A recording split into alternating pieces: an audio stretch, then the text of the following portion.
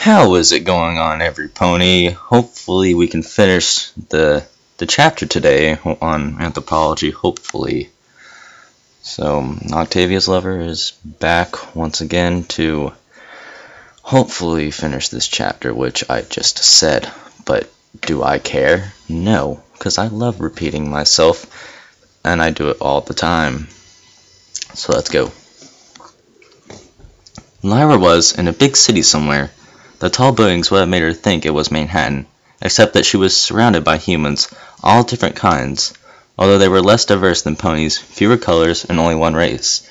There weren't any horns or wings to be seen. Still, the subtle variations in their facial features were enough to give them all a sense of individuality.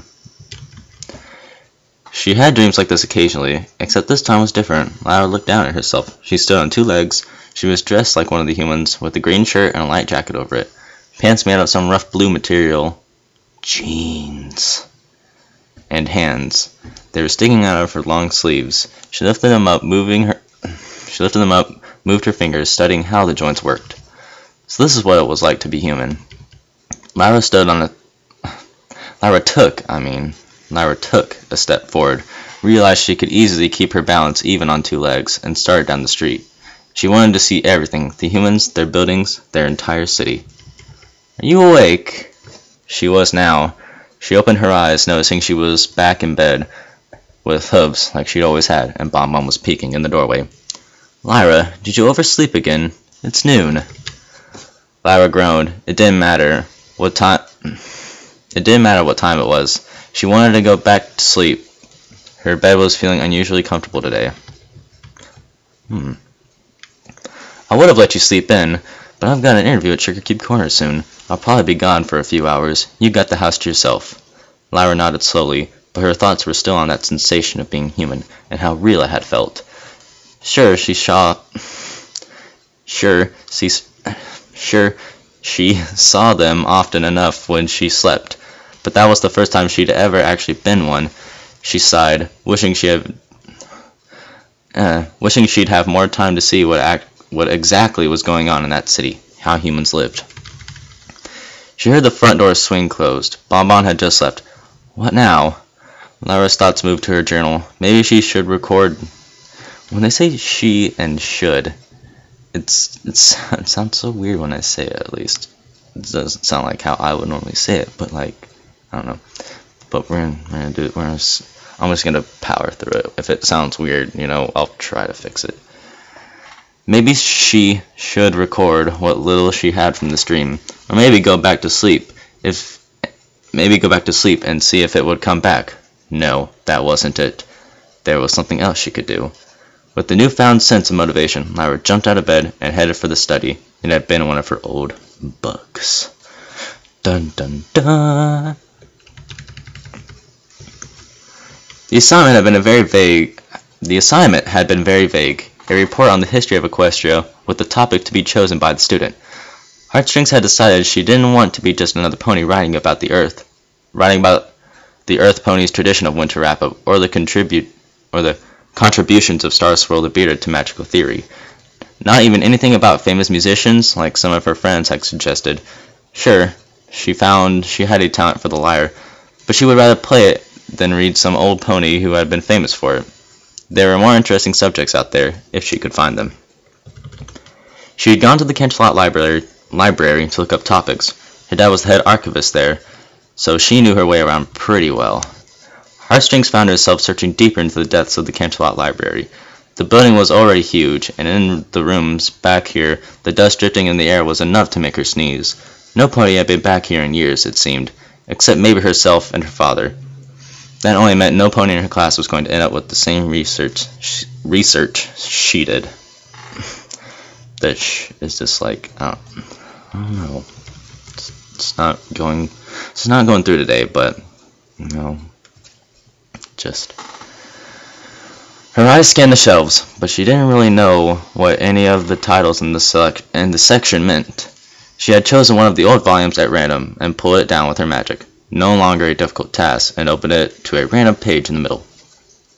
The illustrations weren't of anything she recognized, but they were still somehow appealing. Heartstrings couldn't explain why, but she was drawn to the way they walked upright, to the crude depictions of faces with small eyes and pointed noses, to their hands.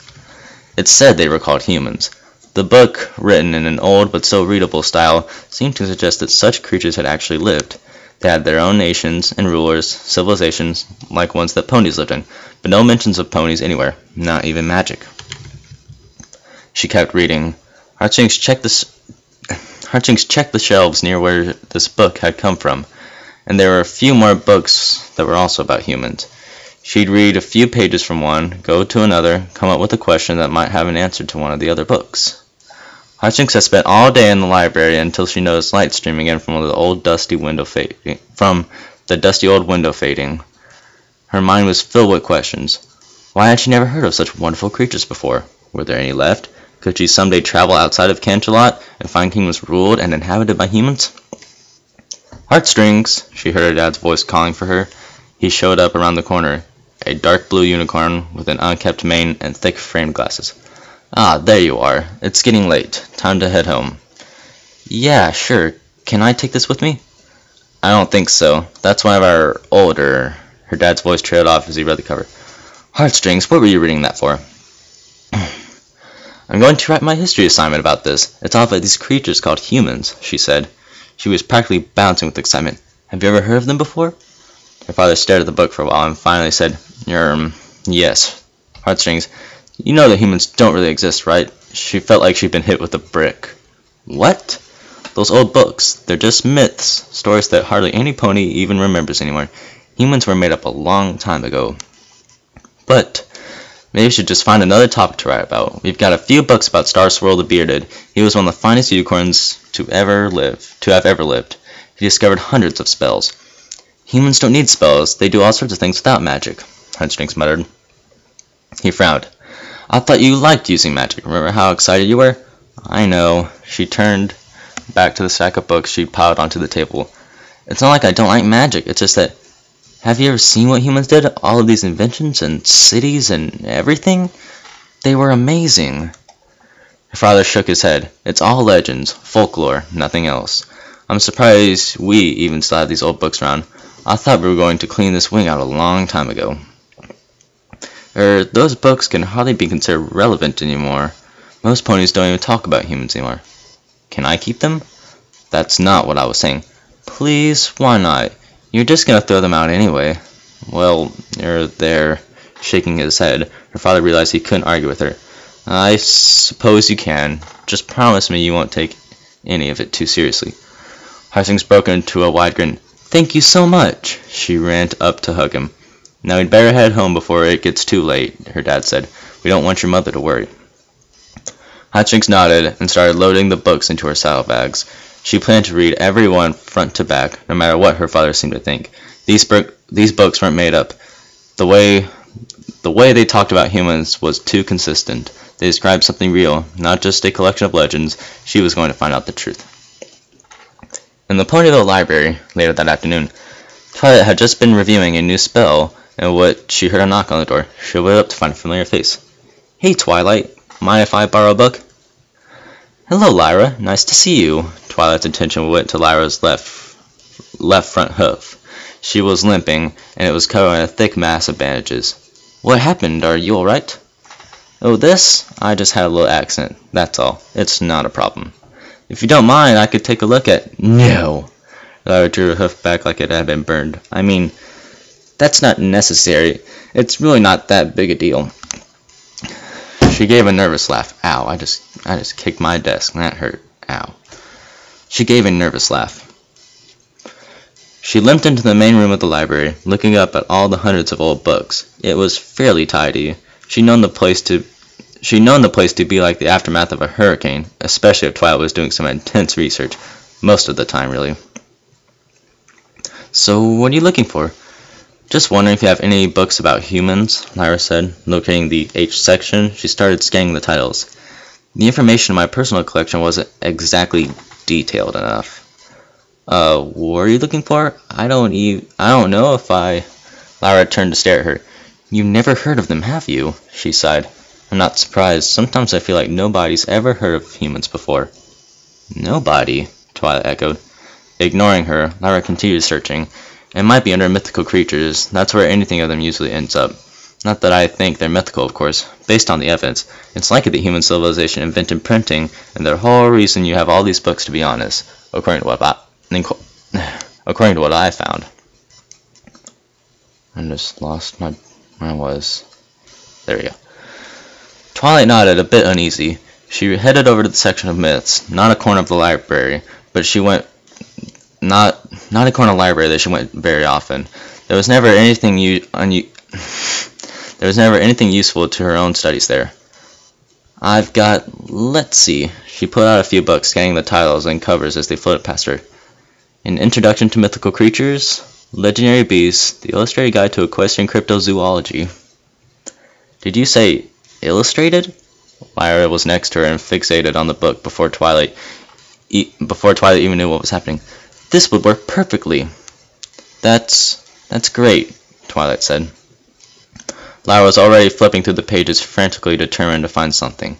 She lifted her bandaged hoof and rubbed it against her other leg uncomfortably. She went by one page. She stopped, flipped back to it. Her eyes widened. Perfect, she said. She stared at the drawing, almost pressing her face against it. May I ask exactly what you're studying? Twilight hesitantly looked over Lyra's shoulder, wondering if the other unicorn even remembered she was there. Oh, right, it's this. Lyra pointed at the drawing with some kind of claw or talon without sharp points. Instead, the 5 appendages ended in soft, rounded tips. These are what humans' hands look like. This particular drawing is quite detailed. I've never seen anything like it. It's exactly what I need. And, Twilight paused. Why are you looking for this? Just curiosity, Lyra said, lifting up her bandaged hoof. Hands are just so much useful than hooves. Think how much life would change if we had fingers. She suddenly stopped and looked at her hoof and at her raised hoof in shock, and then quickly put it down. I suppose it does sound rather... Twilight tried to think of a word. Interesting. You bet. Anyway, I should really be back home before it's too late. You bet. Anyway, I really should be getting back home before too late. Well, it's kind of some bad grammar there, but before it's too late. Bonbon's interview should be over soon. I'll see you later, Twilight. Lyra hobbled over to the front door as fast as she could on 3 legs. She stopped in front of the door and turned around. Right, mind if I borrow this? No, that's absolutely fine, Twilight smiled nervously. Sometimes Lyra could be a little strained. That was especially true today. Go right ahead. Thanks, I'll bring it back later. Any book that mentions humans is pretty rare, you know. Just like that, Lyra was out the door and headed back home. Twilight was left to wonder what exactly she was up to, and what these humans had to do with it all. Finally, Chapter 2 is finished. Chapter 3 hopefully will be up. Probably this, and Chapter 3 may be up later today, but who knows. Octavia's Lover, signing off. Be sure to subscribe and hit the like button. And have a good day. Bye.